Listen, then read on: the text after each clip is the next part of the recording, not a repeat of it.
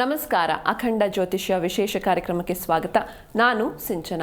ಮೊದಲಿಗೆ ಗುರುಗಳನ್ನು ಬರಮಾಡಿಕೊಳ್ಳೋಣ. ಎಂದಿನಂತೆ ಈ ಕಾರ್ಯಕ್ರಮದಲ್ಲಿ ನಮ್ಮೊಂದಿಗಿದ್ದಾರೆ ವಿದ್ವಾನ್ ಶ್ರೀ ಶ್ರೀನಿಧಿ ಹೊಳ್ಳ ಗುರೂಜಿಯವರು. ಶ್ರೀಯುತರು ಪ್ರಖ್ಯಾತ ಜ್ಯೋತಿಷಿಗಳು ಹಾಗೂ ಮಾಂತ್ರಿಕರು. ಬನ್ನಿ ಗುರುಗಳನ್ನು ಕಾರ್ಯಕ್ರಮಕ್ಕೆ ಸ್ವಾಗತಿಸೋಣ. ನಮಸ್ಕಾರ ಗುರೂಜಿ, ಕಾರ್ಯಕ್ರಮಕ್ಕೆ ಸ್ವಾಗತ. ಗುರೂಜಿ, ಇನ್ನೇನು ನವರಾತ್ರಿ ಸಮೀಪಿಸ್ತಾ ಇದೆ, ಹೀಗಾಗಿ ಈ ನವರಾತ್ರಿ ಹಬ್ಬದ ಹಿನ್ನೆಲೆ ಏನು ಅಂತ? ನವರಾತ್ರಿಯನ್ನು ವಿಶೇಷವಾಗಿ ಶಂಕರಾಚಾರ್ಯರು ಸ್ಥಾಪಿಸಿದಂತಹ ಶೈವಶಾಕ್ತೆಯ ವೈಷ್ಣವ ಹಾಗೂ ಗಣಪತಿಯ ಸ್ಕಂದ ಸೌರ ಅಂಥೇಳಿ ಈ ಅಷ್ಟೂ ಆರಾಧನೆ ಮಾಡುವಂಥವರು ವಿಶೇಷವಾಗಿ ಅವರೆಲ್ಲ ಯಾರು ಅಂತ ಕೇಳಿದರೆ, ಈ ಶೈವ ಅಂತ ಹೇಳಿದರೆ ಶಿವನನ್ನು ಆಧಾರವಾಗಿ ಇಟ್ಟುಕೊಂಡು ತನ್ನ ಐಹಿಕ ಸುಖಗಳನ್ನು ಹಾಗೆ ಅನುಷ್ಠಾನಾದಿಗಳನ್ನು ಮಾಡಿ ಶಿವನೇ ಪ್ರಥಮ ಅನ್ನುವಂಥ ರೀತಿಯಲ್ಲಿ ಶೈವನನ್ನು ಅಂದರೆ ಶಿವನನ್ನು ಆರಾಧನೆ ಮಾಡುವಂಥ ಒಂದು ಗಣ. ಹಾಗೆ ಶಾಕ್ತೇಯ ಅಂತ ಹೇಳಿದರೆ ಸ್ತ್ರೀ ಸಂಬಂಧಿತವಾಗಿರ್ತಕ್ಕಂತಹ ದೇವತೆಗಳು ಶಕ್ತಿಯನ್ನು ಆರಾಧನೆ ಮಾಡುವಂಥವರು. ಶಾಕ್ತೇಯ ಅಂತ ಹೇಳಿದರೆ ಶಕ್ತಿಯನ್ನು ಆರಾಧನೆ ಮಾಡುವಂಥವರು, ಅಮ್ಮನವರನ್ನು ಆರಾಧನೆ ಮಾಡುವಂಥವರು ಅಂತ ಹೇಳಿ. ಹಾಗೆ ವೈಷ್ಣವ ಅಂತ ಹೇಳಿದರೆ ವಿಷ್ಣುವನ್ನು ಪ್ರಧಾನವಾಗಿ ಇಟ್ಟುಕೊಂಡು ವಿಷ್ಣುವೇ ಪ್ರಧಾನ ಅನ್ನುವಂಥ ರೀತಿಯಲ್ಲಿ ಭಗವಂತನನ್ನು ಆರಾಧನೆ ಮಾಡ್ತಾ ಬರುವಂಥದ್ದು, ವಿಷ್ಣುವಿನ ಆರಾಧನೆ ಮಾಡುವಂಥವರು. ಹಾಗೆ ಗಾಣಪತ್ಯ ಅಂತ ಹೇಳಿದರೆ ಗಣಪತಿಯನ್ನೇ ಪ್ರಧಾನವಾಗಿಟ್ಟುಕೊಂಡು ಆ ಗಣಪತಿಯ ಆರಾಧನೆಗಳನ್ನೇ ಪ್ರತಿನಿತ್ಯ ಗಣಪತಿಯನ್ನು ಆರಾಧನೆಯನ್ನು ಮಾಡಿ ಆ ಮೋಕ್ಷವನ್ನು ಸಂಪಾದನೆ ಮಾಡುವಂಥದ್ದು. ಹಾಗೆ ಸ್ಕಂದ ಅಂತ ಹೇಳಿದರೆ ಸ್ಕಂದನನ್ನು ಆರಾಧನೆ ಮಾಡುವಂಥದ್ದು, ಸುಬ್ರಹ್ಮಣ್ಯನನ್ನು. ಹಾಗೆ ಸುಬ್ರಹ್ಮಣ್ಯನ ಪೂರ್ಣವಾಗಿ ಸುಬ್ರಹ್ಮಣ್ಯನನ್ನು ಬಿಟ್ಟರೆ ಬೇರೆ ಯಾರೂ ಆರಾಧನೆ ಮಾಡುವುದಿಲ್ಲ. ಅವರು ಸ್ಕಂದನ ಮತಗಳನ್ನು ಆರಾಧನೆ ಮಾಡುವಂಥವರು. ಹಾಗೆ ಸೌರ ಅಂತ ಹೇಳಿದರೆ ಸೂರ್ಯನನ್ನೇ ಪ್ರಧಾನವಾಗಿಟ್ಟುಕೊಂಡು ಆರಾಧನೆ ಮಾಡುವಂಥವರು. ಈಗ ಈ ಶೈವಶಾಕ್ತೆ ವೈಷ್ಣವ ಗಾಣಪತ್ಯ ಸ್ಕಂದ ಸೌರ ಅನ್ನುವಂಥದ್ದು ಇವೆಲ್ಲದಕ್ಕೂ ಮೂಲಾಧಾರವಾಗಿರ್ತಕ್ಕಂಥ ಒಂದು ಚೈತನ್ಯ ರೂಪ ಅನ್ನುವಂಥದ್ದು ಬೇಕು, ಶಕ್ತಿ ಅನ್ನುವಂಥದ್ದು ಬೇಕು. ಹಾಗೆ ಸ್ತ್ರೀ ಶಕ್ತಿ ಅನ್ನುವಂಥದ್ದು ಒಂದು ಲೋಕಕ್ಕೆ ಬೇಕು ಅನ್ನುವಂಥ ದೃಷ್ಟಿಯಿಂದ ಈ ಶಾಕ್ತೆಯ ವಿಭಾಗವನ್ನು ಎಲ್ಲರೂ ವಿಶೇಷವಾಗಿ ಆರಾಧನೆ ಮಾಡ್ತಾರೆ. ಅದರಲ್ಲಿ ವಿಶೇಷವಾಗಿ ಈ ನವರಾತ್ರಿ ಅಂತ ಹೇಳಿದರೆ 9 ರಾತ್ರಿಗಳು ಅಂಥೇಳಿ. 9 ರಾತ್ರಿಗಳಲ್ಲಿ ವಿಶೇಷವಾಗಿ ದೇವತೆಗಳನ್ನು ವಿಧ ವಿಧವಾಗಿ ಆ ತಾಯಿಯನ್ನು ಲೋಕಕ್ಕೆ ಕಂಟಕನಾಗಿರ್ತಕ್ಕಂತಹ ಮಹಿಷಾಸುರನನ್ನು ಕೊಂದಂತಹ ಕಾರಣಗಳು. ಹಾಗೆ ಇನ್ನು ಬನ್ನಿ ಮರವನ್ನು ಕಡಿತಾರೆ. ಬನ್ನಿ ಮರವನ್ನು ಯಾಕೆ ಕಡಿಯೋದು ಅಂತ ಕೇಳಿದರೆ, ಆ ದುಷ್ಟರನ್ನು ಸಂಹಾರ ಮಾಡುವಂಥ ಸಂದರ್ಭದಲ್ಲಿ ಆ ಎಲ್ಲ ಆಯುಧಗಳನ್ನು ತೆಗೆದುಕೊಂಡು ಹೋಗಿಟ್ಟಿದ್ದಲ್ಲಿ ಬನ್ನಿ ಮರದ ಕೆಳಗಡೆ. ಹಾಗಾಗಿ ಬನ್ನಿ ಮರವನ್ನು ಕಡಿಯುವಂಥ ಮುಖಾಂತರವಾಗಿ ಬನ್ನಿ ಬಂಗಾರವಾಗಲಿ ಅಂತೇಳಿ ಆ ಬನ್ನಿಯಲ್ಲಿರುವಂಥ ದೇವತಾ ಸಾನ್ನಿಧ್ಯ ಅನ್ನುವಂಥದ್ದು ಶಸ್ತ್ರಗಳಿಗೆ ವಿಶೇಷವಾಗಿರ್ತಕ್ಕಂಥ ಶಕ್ತಿಗಳನ್ನು ಕೊಡ್ತು ಅನ್ನುವಂಥ ಕಾರಣದಿಂದ ಅಲ್ಲಿ ನೆಲೆಸಿರುವಂಥ ದೇವಿಯನ್ನು ಆರಾಧನೆ ಮಾಡಿ ಆ ಬನ್ನಿಯನ್ನೆಲ್ಲರಿಗೂ ಕೊಡುವಂಥದ್ದು ಅಂಥೇಳಿ, ಆ ಬನ್ನಿ ಬಂಗಾರವಾಗಲಿ ಅಂತ ಹೇಳಿ ಕೊಡುವಂಥದ್ದು. ಯಾಕಂದರೆ ಅದು ಪುರಾಣ ಪ್ರಸಿದ್ಧವಾಗಿರ್ತಕ್ಕಂಥ ಕಥೆಗಳು ಅಂತೇಳಿ. ಹಾಗೆ ಇನ್ನು 9 ರೀತಿಯಾಗಿರ್ತಕ್ಕಂಥ ಆರಾಧನೆಗಳು. ಒಂದೊಂದು ದಿನ ಪ್ರಥಮಂ ಶೈಲಪುತ್ರೀಜ ಅಂಥೇಳಿ, ಮೊದಲನೇ ದಿನ ಶೈಲಪುತ್ರಿಯಾಗಿ ಅವಳನ್ನು ಆರಾಧನೆ ಮಾಡುವಂಥದ್ದು, ಅವಳಿಗೆ ಷೋಡಶೋಪಚಾರ ಧೂಪದೀಪ ನೈವೇದ್ಯಾದಿಗಳನ್ನು ಕೊಡುವಂಥದ್ದು, ಅವಳನ್ನು ಸ್ತುತಿಸುವಂಥದ್ದು, ಅರ್ಚಿಸುವಂಥದ್ದು ಮಾಡುವಂಥದ್ದು. ದ್ವಿತೀಯಂ ಬ್ರಹ್ಮಚಾರಿಣಿ ಅಂತ ಹೇಳಿದರೆ ಎರಡನೆಯ ದಿನ ಬ್ರಹ್ಮಚಾರಿಣಿಯನ್ನು ಆರಾಧನೆ ಮಾಡಬೇಕು. ಹಾಗೆ ತೃತೀಯಂ ಚಂದ್ರಗಂಟೇತಿ, ಚಂದ್ರಗಂಟಗಳನ್ನು 3ನೇ ದಿನ ಆರಾಧನೆ ಮಾಡುವಂಥದ್ದು. ಕೂಷ್ಮಾಂಡೇತಿ ಚತುರ್ಥಕಂ, 4ನೇ ದಿನ ಕೂಷ್ಮಾಂಡ ದೇವಿಯನ್ನು ಆರಾಧನೆ ಮಾಡುವಂಥದ್ದು. ಹಾಗೆ ಪಂಚಮಂ ಸ್ಕಂದಮಾತೇಚಿ, ಪಂಚಮವನ್ನು ಸ್ಕಂದಮಾತೇಚಿ, ಸ್ಕಂದಮಾತಾ ಅನ್ನುವಂಥ ಹೆಸರಿನಿಂದ ಆರಾಧನೆ ಮಾಡುವಂಥದ್ದು. ಷಷ್ಠಂ ಕಾತ್ಯಾಯಿನಿ ತಚ, ಷಷ್ಠ ಅಂತ ಹೇಳಿದರೆ ಆರನೆಯ ದಿನ ಕಾತ್ಯಾಯಿನಿಯನ್ನು ಆರಾಧನೆ ಮಾಡುವಂಥದ್ದು. ಸಪ್ತಮಂ ಕಾಳರಾತ್ರಿ ಚ, 7ನೇ ದಿನ ಕಾಳರಾತ್ರಿಯನ್ನು ಆರಾಧನೆ ಮಾಡುವಂಥದ್ದು. ಮಹಾಗೌರಿ ಚ ಅಷ್ಟಕಂ, ಮಹಾಗೌರಿಯನ್ನು ಅಷ್ಟಮಿಯ ದಿನ ಆರಾಧನೆ ಮಾಡುವಂಥದ್ದು. ನವಮಂ ಸಿದ್ಧಿದಾತ್ರಿ ಚ, 9ನೇ ದಿನ ಸಿದ್ಧಿದಾತ್ರಿಯನ್ನು ನವದುರ್ಗಾ ಪ್ರಕೀರ್ತಿಗೆ. ಈ 9 ರಾತ್ರಿಗಳು ದೇವಿಯ 9 ರೂಪಗಳನ್ನು ಆರಾಧನೆ ಮಾಡುವಂಥದ್ದು. ನಾಳಿನ ದಿನ ಆ ದೇವಿಯ ರೂಪಗಳೆಲ್ಲ ಹೇಗಿದೆ, ಅದನ್ನು ಹೇಗೆ ಆರಾಧನೆ ಮಾಡಬೇಕು ಅನ್ನುವಂಥದ್ದನ್ನು ತಿಳ್ಕೊಳ್ಳುವ.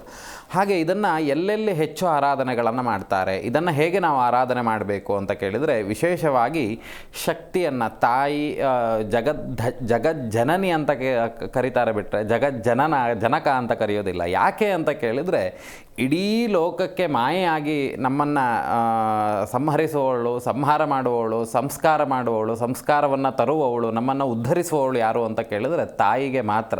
ಅದಕ್ಕೆ ತಾಯಿ ಪ್ರೀತಿ ಮುಂದೆ ಯಾವ ಪ್ರೀತಿ ಇಲ್ಲ, ತಂದೆ ಪ್ರೀತಿ ಬರೋದಿಲ್ಲ, ತಾಯಿಯ ಪ್ರೀತಿಯೇ ಪ್ರಾಮುಖ್ಯತೆ ಅಂತ ಹೇಳಿ. ಹಾಗೆ ಈ ಲೋಕಕ್ಕೆ ಮಾಯೆ, ಲೋಕಕ್ಕೆ ತಾಯಿ ಯಾರು ಅಂತ ಕೇಳಿದರೆ ಈ ದುರ್ಗಾ ಪರಮೇಶ್ವರಿ, ಶಾಕ್ತೇಯದಲ್ಲಿ ಬರುವಂಥ ಎಲ್ಲ ದೇವತೆಗಳು ಸಮೇತ ಈ ಒಂದು ನವರಾತ್ರಿಗಳಲ್ಲಿ ವಿಶೇಷ ಪರ್ವಕಾಲ ಅಂಥೇಳಿ ವಿಶೇಷವಾಗಿ ನವರಾತ್ರಿಗಳಲ್ಲಿ ತಾಯಿ ಪಟ್ಟಕ್ಕೆ ಕೂತು ನಾವು ಅರ್ಚಿಸುವಂಥ ಅರ್ಚನೆಗಳನ್ನು ಅವಳು ಸ್ವೀಕರಣೆಯನ್ನು ಮಾಡ್ತಾಳೆ. ವಿಶೇಷವಾಗಿ ಇನ್ನು ಉತ್ತರದ ಕಡೆ ಎಲ್ಲ ಹೋಯಿತು ಅಂತಾದರೆ ಕನ್ನಿಕೆಯರನ್ನು, ಸಣ್ಣ ಮಕ್ಕಳನ್ನು ಕರೆದು ಅವರೇ ಪ್ರತ್ಯಕ್ಷ ಅಮ್ಮನವರು ಅಂತ ಪ್ರಾರ್ಥನೆ ಮಾಡಿ ಅವರಿಗೆ ಸಿಹಿ ತಿಂಡಿಗಳನ್ನು ತಿನ್ನಿಸುವಂಥದ್ದು, ಅವರ ಪಾದಪೂಜಾದಿಗಳನ್ನು ಮಾಡುವಂಥದ್ದು, ಅವರಿಗೆ ವಿಶೇಷವಾಗಿರ್ತಕ್ಕಂಥ ಬಟ್ಟೆಗಳನ್ನು ಕೊಡುವಂಥದ್ದು, ಅಲಂಕಾರಿಕ ವಸ್ತುಗಳನ್ನು ಆ ಮಕ್ಕಳಿಗೆ ಕೊಡುವಂಥದ್ದು, ಪ್ರತ್ಯಕ್ಷವಾಗಿ ಕನ್ನಿಕಾ ಆರಾಧನೆಯನ್ನು ಉತ್ತರದ ಕಡೆ ಎಲ್ಲ ಈ ಮಹಾರಾಷ್ಟ್ರಗಳಲ್ಲೆಲ್ಲ ಇವತ್ತಿಗೂ ನೋಡ್ಬೋದು. ಅವರಿಗೆಲ್ಲ ಏನು ಅಂದರೆ ಅವ್ರು ಏನೇನು ಬಳಸ್ತಾರೆ, ಈಗ ನಾವಿಲ್ಲಿ ಹೋಮಕ್ಕೆ ಹೀಗೆ ಹಾಕ್ತೇವೆ ಅಂತಾದರೆ ಅವರು ಹಾಗಲ್ಲ, ಡೈರೆಕ್ಟಾಗಿ ಒಂದು ಮಗುವನ್ನು ಕರೆದು ಅಲ್ಲೇ ದೇವಿ ಬಂದಿದ್ದಾಳೆ ಅನ್ನುವಂಥ ಭಾವನೆ ಮಾಡಿಕೊಂಡು ಅವಳಿಗೆ ತಿನ್ನಿಸುವಂಥ ವಿಧಿ ಅಂತೇಳಿ ಪ್ರತ್ಯಕ್ಷವಾಗಿರ್ತಕ್ಕಂಥ ಕನ್ನಿಕಾ ಪೂಜೆ ಅಂತೇಳಿ ಅವೆಲ್ಲ ಬಹಳಷ್ಟು ವಿಶೇಷವಾಗಿರುವಂಥದ್ದು. ಇನ್ನು 9 ದಿನವೂ ಸಮೇತ ವಿಶೇಷವಾಗಿರ್ತಕ್ಕಂಥ ಅಲಂಕಾರಗಳು. ಅದರಲ್ಲಿ ಯಾವುದು ಪ್ರಧಾನವಾಗಿರುವಂಥ ಅಲಂಕಾರಗಳು ಅಂತ ಹೇಳಿದರೆ ಪ್ರಥಮಂ ಶೈಲಪುತ್ರೀಚ, ನಾಳೆ ಅದ್ರ ಬಗ್ಗೆ ನಾವೆಲ್ಲ ಚಿಂತನೆ ಮಾಡುವ. ಆ ಒಂದೊಂದು ದಿನಗಳು ಸಮೇತ ತಾಯಿಯ ಒಂದೊಂದು ರೂಪಗಳನ್ನು ದರ್ಶನ ಮಾಡಿ ಶುಭ ಮುಹೂರ್ತದಲ್ಲಿ ಬೆಳಗ್ಗಿನ ಕಾಲದಲ್ಲಿ ಒಂದು ಕಲಶವನ್ನಿಟ್ಟುವೆ ಅಂತಾದರೆ 9 ದಿನ ತೆಗಿಲಿಕ್ಕಿಲ್ಲ. ಅದನ್ನು ಉಪವಾಸ ಪ್ರಾಮುಖ್ಯತೆ ಇದೇನು ಅಂತ ಕೇಳಿದರೆ, ಉಪವಾಸ ಏನು ನವರಾತ್ರಿ ಯಾಕೆ ಬರ್ತದೆ ಅಂತ ಕೇಳಿದರೆ ನಮ್ಮನ್ನು ಶುದ್ಧೀಕರಿಸಲಿಕ್ಕಾಗಿ, ನಮ್ಮಲ್ಲಿರುವಂಥ ಪಾಪಗಳನ್ನು ತೊಳಿಲಿಕ್ಕಾಗಿ ಈ ನವರಾತ್ರಿ ಅನ್ನುವಂಥದ್ದು ಬರುವಂಥದ್ದು. ಯಾಕೆ ಅಂತ ಕೇಳಿದರೆ ನಾವು ಈ ಶಾಸ್ತ್ರದಲ್ಲಿ ಆಯುರ್ವೇದದಲ್ಲಿ ಡಾಕ್ಟ್ರ್ ಹೇಳೋದು ಅದೇ, ವರ್ಷಕ್ಕೊಮ್ಮೆ ಆದರೂ ನೀವು ತಿಂಗಳಿಗೆ ಒಮ್ಮೆ ಆದರೂ ನೀವು ಉಪವಾಸವನ್ನು ಮಾಡಬೇಕು ಅಂತ. ಯಾಕೆ ಅಂತ ಕೇಳಿದರೆ ನಮ್ಮಲ್ಲಿರುವಂಥ ದೇಹದಲ್ಲಿ ಆ ಉಪವಾಸ ಅನ್ನುವಂಥದ್ದಾಗ ನಮ್ಮಲ್ಲಿ ಚೈತನ್ಯ ಅನ್ನುವಂಥದ್ದು ಬರ್ತದೆ.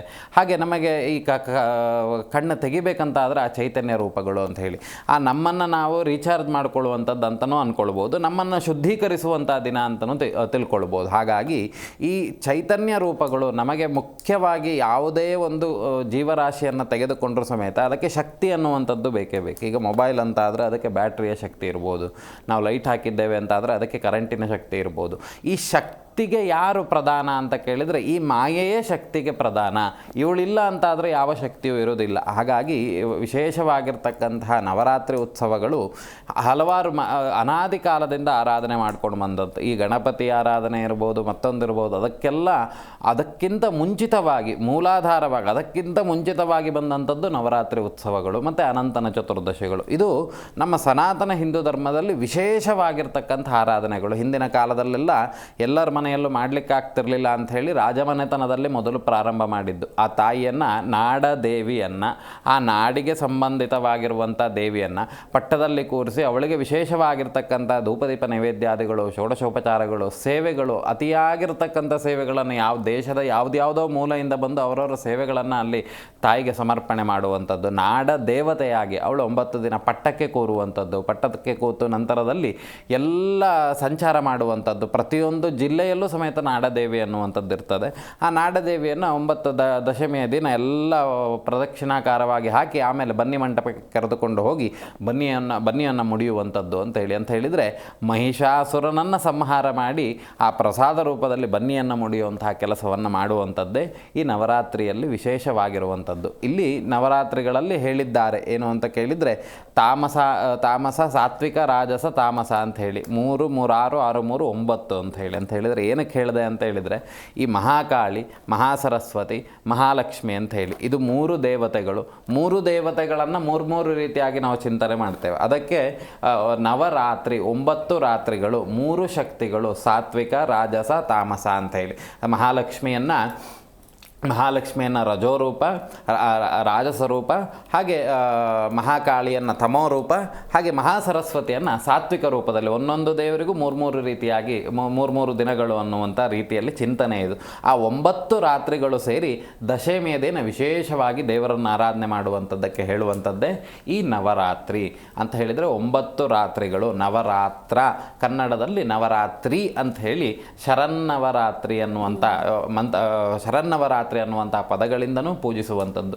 ವಿಶೇಷವಾಗಿ ಬೇರೆ ಯಾವುದನ್ನು ಪೂಜೆ ಮಾಡುವುದಿಲ್ಲ. ಇವತ್ತು ಈ ನವರಾತ್ರಿಗಳಲ್ಲಿ ವಿಶೇಷವಾಗಿ ತಾಯಿಯನ್ನು ಮಾತ್ರ, ಇನ್ನು ಕೆಲವು ಕಡೆ ಗೊಂಬೆಗಳನ್ನು ಕೂರಿಸುವಂಥ ವಿಧಿವಿಧಾನಗಳು ಇದ್ದಾವೆ. ಅವೆಲ್ಲ ದೇವರನ್ನು ಪಡಿಸ್ಲಿಕ್ಕೋಸ್ಕರವಾಗಿ ಆ ಒಂದು ಗೊಂಬೆ ಇಡುವಾಗ ಸುಮ್ಮನೆ ಯಾವುದ್ಯಾವುದೋ ಗೊಂಬೆ ಇಡ್ತಿರಲಿಲ್ಲ. ಆ ತಾಯಿಯ ಸ್ವರೂಪವನ್ನು ತಿಳಿಸುವಂಥ ಗೊಂಬೆಗಳನ್ನು ಇಡ್ತಾ ಇದ್ರು. ಅವಳು ಸಂಹಾರ ಮಾಡಿದಂಥದ್ದು, ಮಹಿಷಾಸುರನನ್ನು ಸಂಹಾರ ಮಾಡಿದಂಥದ್ದೆಲ್ಲ ಇಡ್ತಿದ್ರು. ಇವತ್ತಿನ ಕಾಲದಲ್ಲಿ ಎಲ್ಲವೂ ಸಮೇತ ಬೇರೆ ಬೇರೆ ಗೊಂಬೆಗಳು ಪೂಜೆಗಳು ಬಂದಿದೆ. ಆದರೆ ಇಂದಿನ ಕಾಲದಲ್ಲಿ ಇದ್ದಂಥದ್ದೇನು ಅಂತ ಕೇಳಿದರೆ, ಆ ಬೊಂಬೆಗಳನ್ನು ತಾಯಿಯ ಆ ಸ್ವರೂಪವನ್ನು ನಾವು ಬೊಂಬೆಯ ರೂಪ ಆಕಾರದಲ್ಲಿ ನೋಡಿ ತಾಯಿ ಮಕ್ಕಳಿಗೆ ಹೇಳ್ಕೊಡ್ತಾ ಇದ್ದಂಥವಾಗೆಲ್ಲ, ನೋಡು ಹೀಗಿದೆ, ಹೀಗೆ ತಾಯಿ ದುಷ್ಟರನ್ನು ಸಂಹಾರ ಮಾಡಿದ್ಲು, ಶಿಷ್ಟರಿಗೆ ತುಂಬ ತೊಂದರೆಗಳು ಬಂದಾಗ ತಾಯಿ ಭಗವತಿ ರೂಪವಾಗಿ ಬಂದು ನಮ್ಮನ್ನೆಲ್ಲ ಸಂರಕ್ಷಣೆ ಮಾಡ್ತಾರೆ ಅಂತೇಳಿ ಮಕ್ಕಳಿಗೆ ತೋರಿಸ್ಲಿಕ್ಕೆ ಆವಾಗಿನ ಕಾಲದಲ್ಲಿ ಇಡ್ತಿದ್ದಿದ್ದು. ಹಾಗೆ ಇನ್ನು ಆಯುಧ ಪೂಜೆ ಅಂತ ಹೇಳಿ ಮನೆಯಲ್ಲಿ ಸಂರಕ್ಷಣೆಗಾಗಿ ಇಟ್ಟಿರುವಂಥದ್ದು. ಹಿಂದಿನ ಕಾಲದಲ್ಲೆಲ್ಲ ಏನು ಅಂತ ಕೇಳಿದರೆ, ರಕ್ಷಣೆಗೆ ನಮ್ಮನೇಲಿ ಕತ್ತಿ ತುರಾಣಿಗಳೆಲ್ಲ ಎಲ್ಲರ ಮನೆಯಲ್ಲೂ ಇರ್ತಿತ್ತು. ಅದನ್ನೇ ಆಯುಧವಾಗಿ ಪೂಜೆ ಮಾಡ್ತಾ ಇದ್ದಂಥದ್ದು. ಆ ಆಯುಧಗಳಿಗೆ ವಿಶೇಷವಾಗಿರ್ತಕ್ಕಂಥ ಶಕ್ತಿಗಳನ್ನು ಕೊಡುವಂಥದ್ದು. ಹಾಗೆ ಆ ಆಯುಧಗಳನ್ನು ಇಟ್ಟುಕೊಂಡು ನಮ್ಮ ಕೃಷಿಯನ್ನು ಏನನ್ನೇ ಮಾಡ್ತಾ ಇದ್ರು ಸಮೇತ ಆ ಆಯುಧಗಳಿಗೆ ಪೂಜೆಯನ್ನು ಮಾಡ್ತಿದ್ದಂಥದ್ದು. ಯಾಕೆ ಅಂತ ಕೇಳಿದರೆ, ಮಹಿಷಾಸುರನನ್ನು ಸಂಹಾರ ಮಾಡುವಂಥ ಸಂದರ್ಭದಲ್ಲಿ ಇವರೆಲ್ಲರೂ ತಮ್ಮ ತಮ್ಮ ಅಸ್ತ್ರಗಳನ್ನು ತೆಗೆದುಕೊಂಡು ಹೋಗಿ ಇಟ್ಟಂಥದ್ದಲ್ಲಿ ಶಮಿ ವೃಕ್ಷದ ಕೆಳಭಾಗದಲ್ಲಿ. ಹಾಗಾಗಿ ಆಯುಧ ಪೂಜೆಗಳಲ್ಲೂ ವಿಶೇಷವಾಗಿರ್ತಕ್ಕಂಥ ಆಚರಣೆಗಳು. ಮತ್ತು ಇನ್ನು ಕುಮಾರಿ ಪೂಜೆ ಹಿಂದಿನ ಕಾಲಗಳಲ್ಲೆಲ್ಲ ಇತ್ತು. ಸಂಜೆ ಕಾಲದಲ್ಲಿ ಎಲ್ಲ ಹೆಣ್ಣು ಮಕ್ಕಳು ತಮ್ಮ ತಾಯಿಯವರೊಟ್ಟಿಗೆ ಸಂಗೀತಗಳನ್ನು ಹಾಗೆ ದೇವರನ್ನು ತೃಪ್ತಿಪಡಿಸುವಂಥ ಭಜನೆಗಳನ್ನೆಲ್ಲ ಮಾಡ್ತಾಯಿದ್ರು. ಆದರೆ ಈಗಿನ ಕಾಲಘಟ್ಟದಲ್ಲಿ ಅವೆಲ್ಲ ಕಾಣೆಯಾಗಿದೆ. ಆದರೂ ಅವುಗಳನ್ನು ಮುಂದಿನ ದಿನಗಳಲ್ಲಿ ಅವುಗಳನ್ನೆಲ್ಲ ಮಾಡ್ಕೊಂಡು ಹೋಗುವಂಥದ್ದು ನಮಗೆ ಒಳ್ಳೆಯದು, ಬೇರೆ ಯಾರಿಗೋ ಒಳ್ಳೆಯದಾಗ್ತದೆ ಅಂತಲ್ಲ. ಎಲ್ಲಿ ನಾವೆಷ್ಟು ದೇವತಾರಾಧನೆಯನ್ನು ಮಾಡ್ತೇವೋ ನಮ್ಮ ಪರಿಸರ ಅನ್ನುವಂಥದ್ದು ಅಷ್ಟು ಶುದ್ಧವಾಗಿರ್ತದೆ, ಅಷ್ಟು ದೈವಿಕ ಶಕ್ತಿಯನ್ನು ಹೊಂದಿರ್ತದೆ. ಆ ಭಾಗದ ಜನರಿಗೆ ಅತಿಯಾಗಿರ್ತಕ್ಕಂಥ ಒಳ್ಳೆಯ ಶುಭ ಫಲಗಳನ್ನು ಕೊಡ್ತಾ ಹೋಗ್ತದೆ. ಖಂಡಿತ ಗುರುಜಿ. ಒಬ್ರು ಕಾಲರ್ ಇದ್ದಾರೆ, ಮಾತಾಡ್ಸೋಣ. ನಮಸ್ತೆ. ನಮಸ್ತೆ ಗುರು. ನಮಸ್ತೆ, ನಿಮ್ಮ ಹೆಸರು? ಅರ್ಜುನ್ ಅಂತೇಳಿ. ಎಲ್ಲಿಂದ ಕಾಲ್ ಮಾಡ್ತಿದ್ದೀರಾ? ಬೈಲೊಂಗಲದಿಂದ. ಯಾರ ಬಗ್ಗೆ ಕೇಳಬೇಕಿತ್ತು? ಮೊಮ್ಮಗಳ ಬಗ್ಗೆ. ಅವ್ರ ಡೇಟ್ ಆಫ್ ಬರ್ತ್ ಹೇಳಿ ಸರ್. 1/3/2013. 2013. ಓಕೆ, ಟೈಮಿಂಗ್ಸ್ ಹೇಳಿ. ಮಧ್ಯಾಹ್ನ 2 ಗಂಟೆ. ಮಧ್ಯಾಹ್ನ 2 ಗಂಟೆ. ಓಕೆ, ಗುರೂಜಿ ಇದ್ದಾರೆ, ಮಾತನಾಡಿ ಸರ್. ನಮಸ್ತೆ. ನಮಸ್ತೆ ಗುರುಜಿ ಅವರು. ಹೇಳಿ. 2005. ಹಾಂ, ಟಿವಿ ನೋಡ್ಕೊಂಡು ಮಾತಾಡಬೇಡಿ, ಗುರೂಜಿ ಇದ್ದಾರೆ, ಮಾತನಾಡಿ. ಹಾಂ ಹೇಳಿ ಹೇಳಿ. ಹಾಂ, ಅವ್ರ ಶಿಕ್ಷಣ ಬಗ್ಗೆ ಕೇಳಬೇಕಿತ್ತು ಗುರುಜಿ. ಅವರ ಶಿಕ್ಷಣದ ಬಗ್ಗೆ ಅಲ್ವಾ?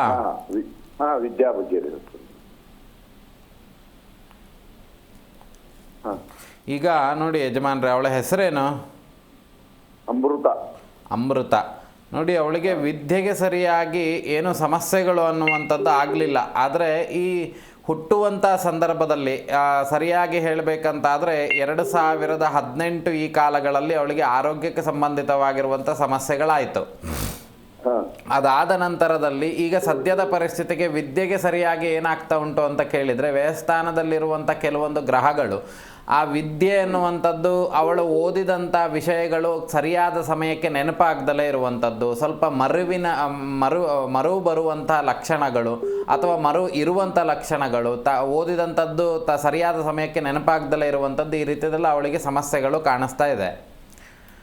ಮತ್ತೆ ಇನ್ನೊಂದೇನು ಅಂತ ಕೇಳಿದರೆ, ಇವಳಿಗೆ ಅತಿಯಾಗಿ ಏನು ತೊಂದರೆಗಳು ಅನ್ನುವಂಥದ್ದು ಗೋಚರಕ್ಕೆ ಬರ್ತಾ ಇಲ್ಲ.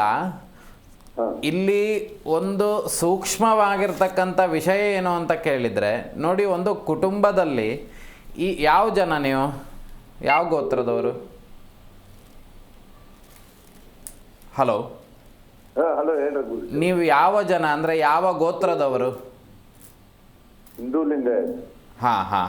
ಇಲ್ಲಿ ನೋಡಿ, ಒಂದು ಗುರು ಪರಂಪರೆ ಅನ್ನುವಂಥದ್ದು ಉಂಟು ನಿಮ್ಮ ಕುಟುಂಬದಲ್ಲಿ ಅಂತ ಹೇಳಿದರೆ, ನಿಮ್ಮ ಕುಟುಂಬದಲ್ಲಿ ಯಾರೋ ಗುರುಪೀಠವನ್ನು ತ್ಯಜಿಸಿದಂಥದ್ದು ಅಥವಾ ನಿಮ್ಮ ಗುರುಪೀಠಕ್ಕೆ ಏನೋ ನಿಮ್ಮ ಕುಟುಂಬದಿಂದ ಆದಂಥ ಅಪಚಾರಗಳು ಅಥವಾ ಗುರುಶಾಪಗಳು, ಇವೆಲ್ಲ ಕುಟುಂಬವನ್ನು ತುಂಬ ಬಾಧಿಸ್ತಿರುವಂಥ ಲಕ್ಷಣಗಳು.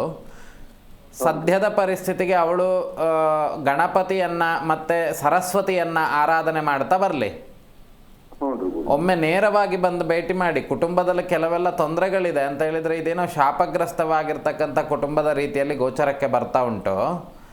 ಸುಮಾರು ಕೈ ಹಾಕಿದ ಕೆಲಸಕ್ಕೆಲ್ಲ ಅಡೆತಡೆಗಳೇ ಆಗುವಂಥದ್ದು ಈ ಕುಟುಂಬದವರಿಗೆ. ಅದು ಒಂದು ಸ್ವಲ್ಪ ಸೂಕ್ಷ್ಮವಾಗಿರ್ತಕ್ಕಂಥ ವಿಷಯಗಳು. ಮಗಳ ವಿಚಾರದಲ್ಲಿ ಸದ್ಯದ ಪರಿಸ್ಥಿತಿಗೆ ಸರಸ್ವತಿಯನ್ನು ಗಣಪತಿಯನ್ನು ಆರಾಧನೆ ಮಾಡಿ ಮೇಧಾ ಸೂಕ್ತವನ್ನು ಪಠನೆ ಮಾಡಿಸಿ.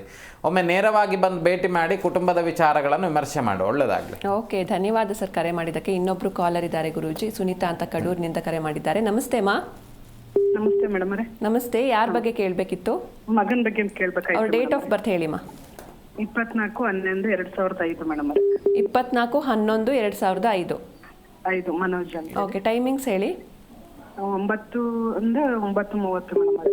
ರಾತ್ರಿನಾ ಬೆಳಗ್ಗೆ ಮೇಡಮ್ ಅವರೇ. ಬೆಳಿಗ್ಗೆ? ಓಕೆ, ಗುರೂಜಿ ಇದ್ದಾರೆ, ಮಾತನಾಡಿಮ್ಮ. ನಮಸ್ತೆ. 24/11/2005 ಟೈಮ್ ಬೆಳಿಗ್ಗೆ 9ರಿಂದ 9:30. 9:30. ಎಂತ ಹೆಸರು? ನಮಸ್ತೆ ಸರ್. ನಮಸ್ತೆ. ಇದು ಮನೋಜ್ ಅಂತ ಹೇಳಿ. ಹಾಂ. ಅವನು ಸ್ವಲ್ಪ ತುಂಬಾ ಹಠ ಅಥವಾ ಏನು ಹೇಳಿದ ಮಾತು ಕೇಳಲ್ಲ. ಹಾಂ ಹಾಂ. ಓದೋ ವಿಚಾರ ಆಗ್ಲಿ ಅಥವಾ ಫ್ರೆಂಡ್ ಸರ್ಕಲ್ ಆಗ್ಲಿ ಏನೋ ಸಿಗ್ತಾ ಇಲ್ಲ ಕೈಗೆ ಮೇಡಮ್ ಸರ್. ಅವರು ಎಂತ ಓದ್ತಾ ಇದ್ದಾನೀಗ? ಬಿ ಫಾರ್ಮಸಿ ಸೆಕೆಂಡ್ ಸೆಮ್ ಮಾಡ್ತಾ ಇದ್ದಾನೆ. ಹ್ಮ್. 2ನೇ ವರ್ಷ ಮಾಡ್ತಾ ಇದ್ದಾನೆ. ನೋಡಿ, ಸ್ವಲ್ಪ ಈ ವಯಸ್ಸಿಗೆ ಮೀರಿದಂತಹ ಚಿಂತನೆಗಳನ್ನೇ ಜಾಸ್ತಿ ಮಾಡೋದು. ಅಂತ ಹೇಳಿದರೆ ನಾನು ಈಗಲೇ ಹಣವನ್ನು ದುಡಿಬೇಕು, ನಾನು ಈಗಲೇ ಬೇರೆ ಯಾವ ಕೆಲಸನೂ ಮಾಡಬಾರ್ದು, ಹಣದ ವಿಚಾರಗಳಲ್ಲೇ ಆಸಕ್ತಿ ಜಾಸ್ತಿ ತೋರಿಸೋದು, ಮತ್ತು ಮನೆಯವರನ್ನು ಅತಿ ಕೀಳಾಗಿ ನೋಡುವಂಥದ್ದು, ಅಲಂಕಾರಿಕ ವಸ್ತುಗಳ ಮೇಲೆ ಸ್ತ್ರೀಯರಿಗಿಂತ ಹೆಚ್ಚು ಆಸಕ್ತಿ ಇರುವಂಥದ್ದು, ಈ ಕಲೆಗಳಲ್ಲಿ ಹೆಚ್ಚು ಆಸಕ್ತಿ ಇರುವಂಥದ್ದು. ಇದರಿಂದ ಏನಾಗ್ತಾ ಇದೆ, ಅವನಿಗೆ ವಿದ್ಯೆಯಲ್ಲಿ ಸ್ವಲ್ಪ ತೊಂದರೆ ಆಗುವಂಥ ಲಕ್ಷಣಗಳು ಸಮೇತ ಇಲ್ಲಿ ಗೋಚರಕ್ಕೆ ಬರ್ತಾ ಉಂಟು. ಸದ್ಯದ ಪರಿಸ್ಥಿತಿಗೆ ಒಂದು ಸ್ವಲ್ಪ ತಟಸ್ಥವಾಗಿದ್ದಾನೆ, ಏನೋ ಚಿಂತನೆಗಳಲ್ಲಿ ಮುಳುಗಿರುವಂಥ ಲಕ್ಷಣಗಳು ಕಾಣಿಸ್ತಾ ಇದೆ. ಅಂತ ಹೇಳಿದ್ರೆ ಏನೋ ಗುಪ್ತತೆ, ಸ್ವಲ್ಪ ಎಲ್ಲರ ಹತ್ರ ಗುಪ್ತತೆ ಮಾಡುವಂಥದ್ದು ಜಾಸ್ತಿನಾ? ಹೌದು ಹೌದು ಸ್ವಾಮೀಜಿ. ಇದು ಏನು ಓದೋ ವಿಚಾರದಾಗಿ ನಾನು ಗುಪ್ತ ಮಾಡ್ತೇನೆ ಸ್ವಾಮೀಜಿ. ಹೌದು, ಓದುವಂತ ವಿಚಾರ ಓದ್ಲಿಕ್ಕೆ ಆಗ್ಲಿಲ್ಲ ಅಂತ ಹೇಳಿದ್ರು ಒಳ್ಳೆ ಪೆನ್, ಒಳ್ಳೆ ರೇಟಿಂದ ಪೆನ್ ಬೇಕು, ಮತ್ತೆ ಹಾಕ್ಲಿಕ್ಕೆ ಒಳ್ಳೆ ರೀತಿಯಾಗಿರುವಂತ ಬಟ್ಟೆಗಳು ಬೇಕು, ಈ ತರ ಬೇಕು ಅನ್ನುವಂತ ಲೀಸ್ಟ್ಗಳೆಲ್ಲ ಜಾಸ್ತಿ ಇರುವಂತ ಲಕ್ಷಣಗಳಿದೆ ಅಲ್ವಾ? ಹೌದೌದು ಸ್ವಾಮೀಜಿ. ಹೌದು. ಇಲ್ಲಿ ಸ್ವಲ್ಪ ಸಮಸ್ಯೆಗಳುಂಟು. ಅಂತ ಹೇಳಿದ್ರೆ ಅವನಿಗೇನಾದ್ರೂ ಇದುವರೆಗೂ ದೇವತಾ ಕೆಲಸ, ಹೋಮ ಹವನಗಳು ಏನಾದ್ರೂ ಮಾಡ್ಕೊಂಡಿದ್ರಾ? ಇಲ್ಲ ಸ್ವಾಮೀಜಿ, ಏನು ಮಾಡಿಲ್ಲ. ಯಾಕಂದ್ರೆ ನೋಡಿ, ಕುಟುಂಬದಲ್ಲಿ ಸ್ವಲ್ಪ ಅನಾದಿ ಕಾಲದಿಂದ ಆರಾಧನೆ ಮಾಡ್ಕೊಳ್ಳೋದು ಸುಮಾರು ಕಥೆ ಇದೆ. ಒಂದು ಕೆಲಸ ಮಾಡಿ, ಸದ್ಯದ ಪರಿಸ್ಥಿತಿಗೆ ಶ್ರೀವಿದ್ಯಾ ಗಣಪತಿಯನ್ನ, ಬಾಲಾ ತ್ರಿಪುರ ಸುಂದರಿ ಹಾಗೂ ಮಹಾಗಣಪತಿಯ ಮೂಲಮಂತ್ರ ಒಂದಾಗಿರುವಂಥದ್ದು ನಿಮ್ಮ, ಎಲ್ಲಿರೋದು ನೀವು? ನಾವು ಚಿಕ್ಕಮಂಗ್ಳೂರು ಡಿಸ್ಟ್ರಿಕ್ಟ್ ಕಡೂರು ಸ್ವಾಮೀಜಿ. ಕಡೂರು. ಸರಿ. ಈಗ ಶ್ರೀವಿದ್ಯಾ ಗಣಪತಿ ಅಂತ ಹೇಳಿ ಬರ್ತದೆ. ಆ ಗಣಪತಿಯನ್ನ ಹೆಚ್ಚು ಆರಾಧನೆ ಮಾಡ್ತಾ ಬರಲಿ. ಪ್ರತಿ ಸಂಕಷ್ಟಿಯಂದು ಉಪವಾಸ ಇದ್ದು ಅವನೇ ದೇವಸ್ಥಾನಕ್ಕೆ ಹೋಗಿ ಪ್ರದಕ್ಷಿಣೆ ನಮಸ್ಕಾರಗಳನ್ನು ಹಾಕಿ ಬರಲಿ. ಸದ್ಯದ ಪರಿಸ್ಥಿತಿಗೆ ದೇವ್ರ ಬಗ್ಗೆ ಅಷ್ಟು ಆಸಕ್ತಿ ಇಲ್ಲ. ಹಿಂಗೆ ಸುಮ್ನೆ ಹೋಗೋದು, ಹಿಂಗ್ ಕೈಗೆ ನಮಸ್ಕಾರ ಮಾಡಿ ದೇವ್ರಿಗೆ ಅದೇನಾದ್ರು ಇದು ಹಿಂಗ್ ಸ್ಮೈಲ್ ಮುತ್ತು ಕೊಟ್ಟಂಗ್ ಮಾಡಿ ಬರೋದು, ಈ ತರ ಮಾಡ್ತಾರೆ. ಹೌದು.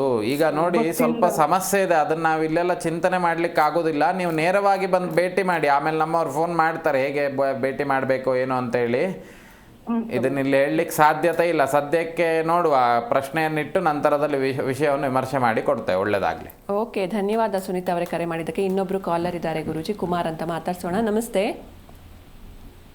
ನಮಸ್ತೆ ಸರ್, ಎಲ್ಲಿಂದ ಕಾಲ್ ಮಾಡ್ತಿದ್ದೀರಾ? ಮೈಸೂರಿಂದ. ಓಕೆ, ಯಾರ ಬಗ್ಗೆ ಕೇಳಬೇಕಿತ್ತು? ನನ್ನ ಮಗನ ಬಗ್ಗೆ. ಅವ್ರ ಡೇಟ್ ಆಫ್ ಬರ್ತ್ ಹೇಳಿ sir. 2012. 2012 December 9 madam. December 9. Okay, timings ಹೇಳಿ. ಟೈಮಿಂಗ್ 9:30 ರಾತ್ರಿನಾ? ರಾತ್ರಿ. ಓಕೆ, ಗುರೂಜಿ ಇದ್ದಾರೆ, ಮಾತನಾಡಿ ಸರ್. ನಮಸ್ತೆ. ಏನು ವಿಷಯ ಕೇಳಬೇಕಿತ್ತು ಯಜಮಾನ್ರೆ? ವಿದ್ಯೆ. ನಿಮ್ಮ ಮಗನ ಮಗ. ರಾತ್ರಿ. ಇವನಿಗೆ ನೋಡಿ, ಒಳ್ಳೆ ಯೋಗಗಳುಂಟು. ಅಂತ ಹೇಳಿದ್ರೆ ಗುರು ಲಾಭದಲ್ಲಿರುವಂಥದ್ದು. ಅಂತ ಹೇಳಿದ್ರೆ ಒಳ್ಳೆ ರೀತಿಯಾಗಿರ್ತಕ್ಕಂತಹ ಯೋಗಗಳಿದೆ. ಅಂತ ಹೇಳಿದ್ರೆ ಸ್ವಲ್ಪ ಕೆಟ್ಟ ಕೆಲಸ, ಕಪಟ ಕೆಲಸಗಳನ್ನು ಮಾಡುವಂಥದ್ದು ಅಥವಾ ಕಪಟ ವಿದ್ಯೆಗಳ ಬಗ್ಗೆ ಹೆಚ್ಚು ಆಸಕ್ತಿ ಇರುವಂಥದ್ದು. ಟಿವಿ ನೋಡ್ಕೊಂಡು ಮಾತಾಡಬೇಡಿ. ಸದ್ಯದ ಪರಿಸ್ಥಿತಿಗೆ ನೋಡಿ, ಅವರ ಕುಟುಂಬದಲ್ಲಿ ಸ್ವಲ್ಪ ಈ ಆರೋಗ್ಯಕ್ಕೆ ಸಂಬಂಧಿತವಾಗಿರುವಂಥ ಸಮಸ್ಯೆಗಳು ಅಷ್ಟು ಹೆಚ್ಚಾಗಿ ಕಾಣಿಸ್ತಿಲ್ಲ ಅಂತಾದರೂ ವಿದ್ಯೆಗೆ ಪ್ರತಿಬಂಧಕವಾಗಿರ್ತಕ್ಕಂಥ ದೋಷಗಳಿದೆ. ಅಂತ ಹೇಳಿದರೆ ವಿದ್ಯೆ ಅನ್ನುವಂಥದ್ದು ಸ್ವಲ್ಪ ಈ ಕಪಟ, ಅಂತ ಹೇಳಿದರೆ ಸುಳ್ಳು ಹೇಳುವಂಥದ್ದು ಅಥವಾ ಸುಳ್ಳು ಹೇಳಿ ಆಗಿದೆ ಅನ್ನುವಂಥದ್ದು, ಈ ರೀತಿ ಒಂದು ಸ್ವಲ್ಪ ಮುಚ್ಚುಮರೆ ಮಾಡಿ ಕಪಟ ವಿದ್ಯೆಗಳನ್ನು ಮಾಡುವಂಥದ್ದು. ಮತ್ತು ಇನ್ನೊಂದೇನು ಅಂತ ಕೇಳಿದರೆ, ಕುಟುಂಬದಲ್ಲಿ ಸ್ವಲ್ಪ ಪಿತೃಶಾಪಗಳಿರುವಂಥ ಕಾರಣದಿಂದ ಈ ಮನೆಯಲ್ಲಿ ವಿದ್ಯೆಗೂ ತೊಂದರೆ ಆಗ್ತಾ ಉಂಟು, ಮತ್ತು ಆರೋಗ್ಯಕ್ಕೂ ತೊಂದರೆ ಆಗ್ತಾ ಉಂಟು. ಸ್ವಲ್ಪ ವ್ಯಸನಕ್ಕೂ ಯಾರೋ ಒಬ್ಬರು ಸಿಲುಕಿರುವಂಥ ಲಕ್ಷಣಗಳಿದೆ ಯಜಮಾನ್ರೆ. ಸದ್ಯದ ಪರಿಸ್ಥಿತಿಗೆ ಅವನ ಹೆಸರಿನಲ್ಲಿ ಸ್ವಲ್ಪ ಗಣಪತಿಯನ್ನು ಆರಾಧನೆ ಮಾಡ್ತಾ ಬನ್ನಿ. ಗಣಪತಿಗೆ ಸ್ವಲ್ಪ ಗರಿಕೆಯನ್ನು ಕೊಟ್ಟು ನಂತರದಲ್ಲಿ ಗಣಪತಿ ಚತುರಾವರ್ತಿ ತರ್ಪಣ ಅನ್ನುವಂಥದ್ದು ಬರ್ತದೆ. ಆ ಗಣಪತಿ ಚತುರಾವರ್ತನ ತರ್ಪಣವನ್ನು ಮಾಡಿ ಪ್ರಣೀತವಾಗಿರ್ತಕ್ಕಂಥ ಪ್ರಸಾದವನ್ನು ಈ ಒಂದು ಯಾರ ಡೇಟ್ ಆಫ್ ಬರ್ತ್ ಟೈಮಿಂಗ್ಸ್ ಕೊಟ್ಟಿದ್ದೀರಿ ಅವರಿಗೆ ಕೊಡ್ತಾ ಬನ್ನಿ, ಸರಿ ಆಗ್ತದೆ. ಒಮ್ಮೆ ನೇರವಾಗಿ ಬಂದು ಭೇಟಿ ಮಾಡಿ ನಂತರದಲ್ಲಿ ಪೂರ್ಣ ವಿಷಯವನ್ನು ವಿಮರ್ಶೆ ಮಾಡಿ ಕೊಡ್ತೇನೆ. ಓಕೆ, ಧನ್ಯವಾದ ಕುಮಾರ್ ಅವರೇ ಕರೆ ಮಾಡಿದ್ದಕ್ಕೆ. ಗುರೂಜಿ, ಇನ್ನು ಈ ನವರಾತ್ರಿ ಹಬ್ಬದ ಆಚರಣೆಯನ್ನು ಯಾರು ಮಾಡಬೇಕು ಅಂತ? ನವರಾತ್ರಿ ಅದೇ ಈಗ ನೋಡಿ, ಒಂದು ಎಲ್ಲ ಯಾರು ಮಾಡಬಾರ್ದು ಅಂತಲ್ಲ, ಎಲ್ಲರೂ ಮಾಡುವಂಥದ್ದೇ ಇದು. ಯಾಕೆ ಅಂತ ಕೇಳಿದರೆ 9 ರಾತ್ರಿಗಳು ಸಮೇತ ನಾನು ಆಗಲೇ ಹೇಳಿದಂತೆ ಶಂಕರಾಚಾರ್ಯರು 6 ಮತಗಳನ್ನು ಸ್ಥಾಪನೆ ಮಾಡಿದ್ರು. ಯಾವುದು ಅಂತ ಕೇಳಿದರೆ ಶೈವ, ಶಾಕ್ತೇಯ, ವೈಷ್ಣವ, ಗಾಣಪತ್ಯ, ಸ್ಕಂಧ, ಸೌರ. ಇವರೆಲ್ಲ ಏನು ಅಂತ ಕೇಳಿದರೆ, ಒಂದು ಸುಮ್ಮನೆ ಉದಾಹರಣೆಗೆ, ಒಂದು ಶೈವ ಅಂತ ಹೇಳಿದರೆ ಶಿವನನ್ನೇ ಪ್ರಧಾನವಾಗಿಟ್ಟುಕೊಂಡು ಶಿವನನ್ನು ಮಾತ್ರ ಆರಾಧನೆ ಮಾಡುವಂಥವರು. ಇನ್ನು ಶಾಕ್ತೇಯ ಅಂದರೆ ತಾಯಿಯನ್ನೇ ಪ್ರಧಾನವಾಗಿಟ್ಟುಕೊಂಡು ಅಂತ ಹೇಳಿದರೆ ಸ್ತ್ರೀ ದೇವತೆಯನ್ನೇ ಪ್ರಧಾನವಾಗಿಟ್ಟುಕೊಂಡು ಆ ದೇವತೆಯನ್ನು ಮಾತ್ರ ಆರಾಧನೆ ಮಾಡುವಂಥವರು. ಇವರೆಲ್ಲರೂ ಸಮೇತ ನವರಾತ್ರಿ ಉತ್ಸವವನ್ನು ಆರಾಧನೆ ಮಾಡಿಯೇ ಮಾಡ್ತಾರೆ. ಯಾಕೆ ಅಂತ ಕೇಳಿದರೆ, ಜಗತ್ತಿಗೆ ಒಂದು ಶಕ್ತಿ ಅನ್ನುವಂಥದ್ದು ಬೇಕು. ಆ ಶಕ್ತಿಯ ಸ್ವರೂಪ ಯಾವುದು ಅಂತ ಕೇಳಿದರೆ ದುರ್ಗಾ ಪರಮೇಶ್ವರಿ ಅಥವಾ ಈ ಶಾಕ್ತೇಯ ವಿಭಾಗ ಅನ್ನುವಂಥದ್ದು. ಹಾಗಾಗಿ ಎಲ್ಲರೂ ಆರಾಧನೆ ಮಾಡಬೇಕು. ಖಂಡಿತ ಗುರುಜಿ. ಒಬ್ರು ಕಾಲರ್ ಇದ್ದಾರೆ, ಮಾತಾಡ್ಸೋಣ. ನಮಸ್ತೆ. ನಮಸ್ತೆ ಮೇಡಮ್. ನಮಸ್ತೆ, ನಿಮ್ಮ ಹೆಸರು? ನಮಸ್ತೆ, ವೆಂಕಟೇಶ್. ಎಲ್ಲಿಂದ ಕಾಲ್ ಮಾಡ್ತಿದ್ದೀರಾ? ಹೊನ್ನಾಳಿ ತಾಲೂಕು, ದಾವಣಗೆರೆ ಜಿಲ್ಲೆ, ಹೊನ್ನಾಳಿ. ಯಾರ ಬಗ್ಗೆ ಕೇಳಬೇಕಿತ್ತು? ನಮ್ಮ ಮೊಮ್ಮಗ ಬೆನಕೇಶ್ ಅಂತೇಳಿ. ಹಾಂ, ಅವ್ರ ಡೇಟ್ ಆಫ್ ಬರ್ತ್ ಹೇಳಿ ಸರ್. 14/4/2017. 14/4/2017. ಟೈಮಿಂಗ್ಸ್ ಹೇಳಿ. 14/4 ಹಾಂ, 2017. ಓಕೆ. ಟೈಮಿಂಗ್ಸ್ ಹೇಳಿ ಸರ್. ಟೈಮಿಂಗ್ಸ್ ರಾತ್ರಿ 8 ಗಂಟೆ. ರಾತ್ರಿ 8 ಗಂಟೆ. ಓಕೆ, ಗುರೂಜಿ ಇದ್ದಾರೆ, ಮಾತನಾಡಿ. ನಮಸ್ತೆ. ನಮಸ್ತೆ ಸರ್. ಹೇಳಿ. ಆ ಹುಡುಗ ಭಾಳ ಹಠ ಮಾಡ್ತಾನೆ ಸರ್. ಓದ್ತಾನೆ, ಚೆನ್ನಾಗಿ ಓದ್ತಾನೆ, ಭಾಳ ಹಠ ಮಾಡ್ತಾನೆ. ಏನು ಮಾಡೋದು ಸರ್ ಅವನು? ಎಲ್ಲಿಂದ ಫೋನ್ ಮಾಡ್ತಾ ಇರುವಂಥದ್ದು ನೀವು? ಇದು ಹೊನ್ನಾಳಿ ತಾಲೂಕು, ಬೆನಗನಹಳ್ಳಿ.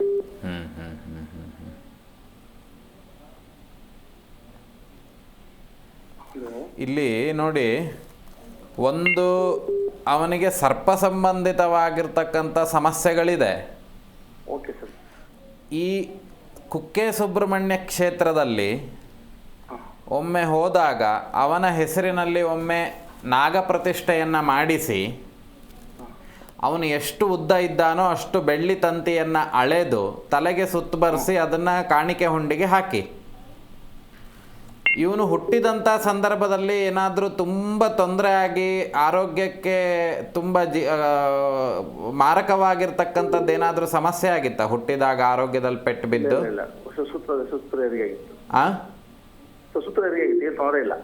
ಅಲ್ಲ, ಹುಟ್ಟುವಂಥ ಸಂದರ್ಭದಲ್ಲಿ ಹುಟ್ಟುವಂಥ ಸಂದರ್ಭದಲ್ಲಿ ಸ್ವಲ್ಪ ಸಮಸ್ಯೆಗಳಾಗಿತ್ತ ಆರೋಗ್ಯದಲ್ಲಿ ಇವನಿಗೆ? ಇಲ್ಲ, ಏನು ತೊಂದರೆ ಆಗಿಲ್ಲ. ಯಾಕಂದರೆ ಇವನಿಗೆ ಸ್ವಲ್ಪ ಆರೋಗ್ಯದ ಸಮಸ್ಯೆಗಳು ಬರುವಂತಹ ಕಾಲ ಅಂತ ಹೇಳಿದರೆ ನೋಡಿ. ಯಾಕೆ ಅಂತ ಕೇಳಿದರೆ, ಈ ವ್ಯಯದಲ್ಲಿರುವಂಥ ಕೆಲವೊಂದು ಗ್ರಹಗಳೇನು ಮಾಡ್ತದೆ ಕೇಳಿದರೆ, ಈ ಮಾನಸಿಕ ವಿಕೋಪಗಳಾಗುವಂಥದ್ದು ಅಂತ ಹೇಳಿದರೆ ಮನಸ್ಸಿನಿಂದ ಉಂಟಾಗುವಂಥ ತೊಂದರೆಗಳಿಂದ ತಲೆಗೆ ಸಂಬಂಧಿತವಾಗಿರ್ತಕ್ಕಂಥ ಸಮಸ್ಯೆಗಳು ಬರುವಂಥ ಲಕ್ಷಣಗಳಿದೆ. ಅಂತ ಹೇಳಿದರೆ ಈ ಮನೋವಿಕಾರ ಅಂತ ಹೇಳಿದರೆ ಹುಚ್ಚಿಡಿಯುವುದಂತಲ್ಲ, ಮನಸ್ಸಿಗೆ ಆಘಾತವನ್ನು ಮಾಡಿ ಮಾಡಿ ಮಾಡಿ ತಲೆಗೆ ಏನಾದರೂ ಸಮಸ್ಯೆಗಳಾಗುವಂಥದ್ದು ಲಕ್ಷಣಗಳುಂಟು. ಮತ್ತು ಶೀತ ಜಾಸ್ತಿ ಆಗುವಂಥದ್ದು, ಈ ರೀತಿ ಆಗಿರುವಂಥದ್ರಿಂದನೇ ಅದು ಒಂದು ಸ್ವಲ್ಪ ಅತಿರೇಕಕ್ಕೆ ಹೋಗುವಂಥ ಲಕ್ಷಣಗಳು ಇಲ್ಲಿ ಗೋಚರಕ್ಕೆ ಬರ್ತಾ ಉಂಟು.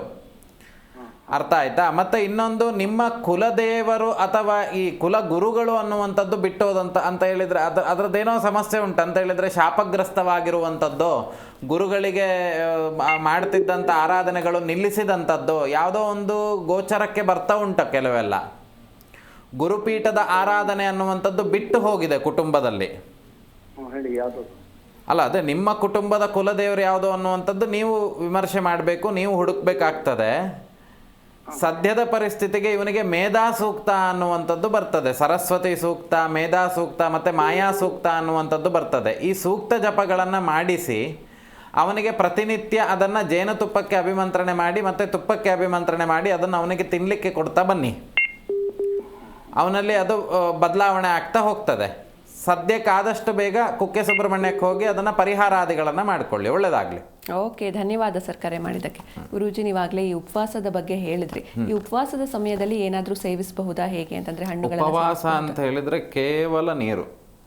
ಇನ್ನು ಯಾವುದೇ ಆಹಾರ ನಮಗೆ ಶಕ್ತಿ ಕೊಡುವಂಥ ಯಾವುದೇ ಆಹಾರ ಸ್ವರೂಪ ಅನ್ನುವಂಥದ್ದು ಹೋಗಬಾರ್ದು. ಯಾಕೆ ಅಂತ ಕೇಳಿದರೆ, ಈ ನವರಾತ್ರಿಯಲ್ಲಿ ಯಾಕೆ ವಿಶೇಷವಾಗಿ ಉಪವಾಸಕ್ಕೆ ಪ್ರಾಧಾನ್ಯತೆ ಅಂತ ಕೇಳಿದರೆ, ನಮ್ಮ ದೇಹಕ್ಕೆ ಆಹಾರ ಅನ್ನುವಂಥದ್ದು, ಯಾರು ಡಾಕ್ಟ್ರ್ ಇದ್ದಿದ್ರೆ ಅದನ್ನು ಸರಿಯಾಗಿ ಎಕ್ಸ್ಪ್ಲೇನ್ ಮಾಡುವವರು, ಆ ದೇಹಕ್ಕೆ ಆಹಾರ ಅನ್ನುವಂಥದ್ದು ಹೋಗಿ ಆಹಾರ ಅನ್ನುವಂಥದ್ದು ಶಕ್ತಿ ರೂಪಕ್ಕೆ ಪರಿವರ್ತನೆ ಆಗಿ ಒಂದು ವಸ್ತು ಆಗ್ತದೆ. ಈ ಉಪವಾಸ ಮಾಡುವಂಥ ಕಾರಣಗಳಿಂದ ಮತ್ತು ಈ ನವರಾತ್ರಿ ಕಾಲದಲ್ಲಿ ಇರುವಂಥ ಗ್ರಹಕೂಟಗಳು ಅಥವಾ ಇರುವಂಥ ಗ್ರಹಸ್ಥಿತಿಗಳು ಏನು ಮಾಡ್ತದೆ ಕೇಳಿದರೆ, ಮನುಷ್ಯನನ್ನು ನಾನು ಆಗಲೇ ಹೇಳಿದೆ ಶುದ್ಧೀಕರಿಸ್ತದೆ ಅಂತ ಹೇಳಿ. ಆ ಒಂದು ರೋಗ ನಿರೋಧಕ ಶಕ್ತಿ ಅನ್ನುವಂಥದ್ದು ಅತಿಯಾಗಿ ಹೆಚ್ಚಾಗುವಂಥ ಚಾನ್ಸಸ್ ಇರ್ತದೆ. ಅದಕ್ಕೆ ಈ ಕಾಲದಲ್ಲಿ ಏನು ಅಂತ ಕೇಳಿದರೆ, ನಾವು ಅತಿಯಾಗಿ ದೇವರನ್ನು ಆರಾಧನೆ ಮಾಡುವಂಥದ್ದು. ಯಾಕಂದರೆ ನಮ್ಮ ಜಾಗ್ರತ್ ಸಪ್ತಶುತ್ತಾಶು ಅಂತ ಹೇಳಿದರೆ ಜಾಗೃತವಾಗಿರ್ತೇವೆ, ನಾವು ಆ್ಯಕ್ಟಿವ್ ಆಗಿರ್ತೇವೆ. ಆ ಉಪವಾಸ ಇದ್ದಾಗ ನಮ್ಮ ನಮ್ಮ ಬುದ್ಧಿ ಅನ್ನುವಂಥ ಚುರುಕಾಗ್ತದೆ ಅನ್ನುವಂಥ ದೃಷ್ಟಿಯಿಂದ ಉಪವಾಸಾದಿಗಳನ್ನು ಈ ಒಂದು ನವರಾತ್ರಿ ಉತ್ಸವಗಳಲ್ಲಿ ಮಾಡ್ತಾ ಹೋಗಬೇಕು. ಬೆಳಗ್ಗಿನ ದಿವಸ ಶುಭ ಮುಹೂರ್ತದಲ್ಲಿ ಎದ್ದು ನೀರನ್ನು ಕುಡಿದು ನಂತರದಲ್ಲಿ ರಾತ್ರಿ ಚಂದ್ರನನ್ನು ಮತ್ತು ರಾತ್ರಿ ಆ ತಾಯಿಯನ್ನು ಅರ್ಪಣೆ ಮಾಡಿ ಅವಳಿಗೆ ನೈವೇದ್ಯ ಮಾಡಿದಂಥ ನೈವೇದ್ಯವನ್ನು ಮೊದಲು ತಿಂದು ನಂತರದಲ್ಲಿ ಊಟಾದಿಗಳನ್ನು ಮಾಡುವಂಥದ್ದು ಉಂಟು. ಆದರೆ ಮಧ್ಯದಲ್ಲಿ ಈಗಿನ ಕಾಲಘಟ್ಟಕ್ಕೆ ಪೂರ್ಣ ಉಪವಾಸ ಮಾಡಲಿಕ್ಕೆ ಆಗೋದಿಲ್ಲ. ಆದ್ದರಿಂದ ಹಣ್ಣು ಹಂಪಲುಗಳನ್ನು ತಿನ್ಕೊಳ್ತಾ ಹೋಗ್ತಾರೆ. ಆದರೆ ಹಿಂದಿನ ಕಾಲಗಳಲ್ಲಿ ನೀರನ್ನು ಬಿಟ್ಟು ಮತ್ತೇನನ್ನು ಸೇವನೆ ಮಾಡ್ತಾ ಇರಲಿಲ್ಲ. ಹಾಗಾಗಿ ಉಪವಾಸ ಇರುವಂಥದ್ದು ಅತಿ ಪ್ರಾಮುಖ್ಯತೆ. ಈಗಿನ ಕಾಲಘಟ್ಟದಲ್ಲಿ ಎಲ್ಲರೂ ಇರ್ತಾರೆ ಅನ್ನುವಂಥ ನಂಬಿಕೆ ಇಲ್ಲ. ಆದರೂ ಸಮೇತ ಈ ಒಂದು ಕಾಲದಲ್ಲಿ ಉಪವಾಸ ಇರೋದರಿಂದ ಏನಾಗ್ತದೆ ಕೇಳಿದರೆ, ನಮ್ಮ ದೇಹದಲ್ಲಿ ರೋಗ ನಿರೋಧಕ ಶಕ್ತಿ ಅನ್ನುವಂಥದ್ದು ಹೆಚ್ಚಾಗ್ತಾ ಹೋಗ್ತದೆ. ಖಂಡಿತ ಗುರುಜಿ. ಇನ್ನು ದೇವಿಗೆ ಪ್ರಿಯವಾದ ನೈವೇದ್ಯ ಯಾವುದು ಅಂತ? ಪ್ರತಿನಿತ್ಯ ಬೇರೆ ಬೇರೆ ನೈವೇದ್ಯಗಳುಂಟು. ಈಗ ನಾಳೆ ಅದ್ರ ಬಗ್ಗೆ ತಿಳ್ಕೊಳ್ಳುವ. ಯಾಕೆಂದರೆ ನಾಳೆ 9 ದೇವಿಯ ಪೂರ್ಣ ಅವಳ ಸ್ವರೂಪವನ್ನು, ಅದರ ವಿಚಾರಗಳನ್ನು, ಅವಳಿಗೆ ಇಷ್ಟ ಆಗುವಂಥ ನೈವೇದ್ಯಾದಿಗಳನ್ನು, ಅವಳಿರುವಂಥ ಸ್ವರೂಪವನ್ನೆಲ್ಲ ನಾಳೆ ತಿಳ್ಕೊಳ್ತಾ ಹೋಗುವ. ಅದನ್ನು ನಾಳಿನ ದಿನಗಳಲ್ಲಿ ಹೇಳುವ. ನವರಾತ್ರಿ ಅನ್ನುವಂಥದ್ದು ಒಂದು ತಿಳ್ಕೊಳ್ಬೇಕಾಗಿರುವಂಥ ವಿಷಯ ಏನು ಅಂತ ಕೇಳಿದ್ರೆ, ತುಂಬ ಅನಾದಿ ಕಾಲದಿಂದ ಬಂದಂಥದ್ದು, ಇವತ್ತು ನೆನ್ನೆಯಿಂದ ಅಂತಲ್ಲ. ಎಲ್ಲ ವ್ರತಗಳಿಗಿಂತ ಮುಂಚಿತವಾಗಿ ಮತ್ತು ಅತೀ ಶಕ್ತಿಶಾಲಿ ಆಗಿರ್ತಕ್ಕಂತಹ ವ್ರತ ಯಾವುದು ಅಂತ ಕೇಳಿದ್ರೆ ನವರಾತ್ರಿ ಉತ್ಸವ ವ್ರತ ಅಂತ ಹೇಳಿ. ಹಾಗಾಗಿ ಈ ಕಾಲಗಳಲ್ಲಿ ಅವಳನ್ನು ತೃಪ್ತಿಪಡಿಸುವಂಥದ್ದು, ನಿಮ್ಮ ಮನೆಗಳಲ್ಲಿ ನೆನ್ನೆ ಹೇಳಿದಂತೆ ಚಂಡಿಕಾ ಸಪ್ತಶತಿ 700 ಶ್ಲೋಕಗಳನ್ನು ಬ್ರಾಹ್ಮಣರನ್ನು ಕರೆಸಿ ಪ್ರತಿನಿತ್ಯ ಪಾರಾಯಣಾದಿಗಳನ್ನು ಮಾಡುವಂಥದ್ದು ವಿಶೇಷವಾಗಿರ್ತಕ್ಕಂಥ ಫಲಗಳನ್ನು ಕೊಡ್ತದೆ. ಆಗತಾವ್ಯೋ ಸಂಪ್ರತಮ್ ಅಂತ ಹೇಳಿದ್ರೆ, ಎಲ್ಲೋ ಅನ್ಎಕ್ಸ್ಪೆಕ್ಟೆಡ್ ಆಗಿ ನಮಗೆ ಆಕ್ಸಿಡೆಂಟ್ ಆಗುತ್ತೆ, ಅನ್ಎಕ್ಸ್ಪೆಕ್ಟೆಡ್ ಆಗಿ ಖರ್ಚಾಗುವಂಥ ಸ್ಥಿತಿಗತಿಗಳಿದೆ, ಆಮೇಲೆ ಇನ್ನೊಂದು ಯಾರೋ ಬಂದುಬಿಟ್ಟು ನಮಗೆ ಮೋಸ ಮಾಡ್ತಾರೆ, ಅಥವಾ ನಮಗೆ ಯಾರೋ ಒಂದು ಮಾಟ ಮಂತ್ರವನ್ನು ಮಾಡ್ತಾರೆ. ಈ ಎಲ್ಲದೂ ಸಮೇತ ಈ ನವರಾತ್ರಿ ಉತ್ಸವಗಳನ್ನು ಆರಾಧನೆ ಮಾಡೋದ್ರಿಂದ ಆ ಪರರು ಮಾಡುವಂಥ ಆ ಕ್ರಿಯೆ ಅನ್ನುವಂಥದ್ದು ನಮ್ಮ ತನಕ ತಟ್ಟುವುದಿಲ್ಲ. ಅವರಿಗೆ ಮತ್ತು ಅದೇನಾಗ್ಬಿಡ್ತದೆ, ವಾಪಸ್ ಹೋಗಿಬಿಡ್ತದೆ. ಹಾಗಾಗಿ ನವರಾತ್ರಿ ದಿನ ತಾಯಿಯನ್ನು ವಿಶೇಷವಾಗಿ ಆರಾಧನೆ ಮಾಡಿ ಐಹಿಕ ಈ ಪ್ರಪಂಚದ ಸುಖಗಳನ್ನು ಅನುಭವಿಸಿ ಮೋಕ್ಷಕ್ಕೆ ಕಾರಣರಾಗಬೇಕು ಅನ್ನುವಂಥ ಕಾಲ. ಖಂಡಿತ ಗುರುಜಿ. ಇನ್ನು ಇಷ್ಟು ಹೊತ್ತು ಸಾಕಷ್ಟು ಮಾಹಿತಿಯನ್ನು ನೀಡಿದ್ರಿ, ಧನ್ಯವಾದಗಳು. ನೋಡಿದ್ರಲ್ವಾ ವೀಕ್ಷಕರೇ, ಇವತ್ತಿನ ಸಂಚಿಕೆಯಲ್ಲಿ ಬಹಳಷ್ಟು ವಿಷಯಗಳನ್ನ ತಿಳ್ಕೊಂಡ್ವಿ. ಮತ್ತೆ ಮುಂದಿನ ಸಂಚಿಕೆಯಲ್ಲಿ ಭೇಟಿಯಾಗೋಣ. ನೋಡ್ತಾ ಇರಿ ಜೀ ಕನ್ನಡ ನ್ಯೂಸ್, ಸತ್ಯವೇ ಸುದ್ದಿಯ ಜೀವಾಳ.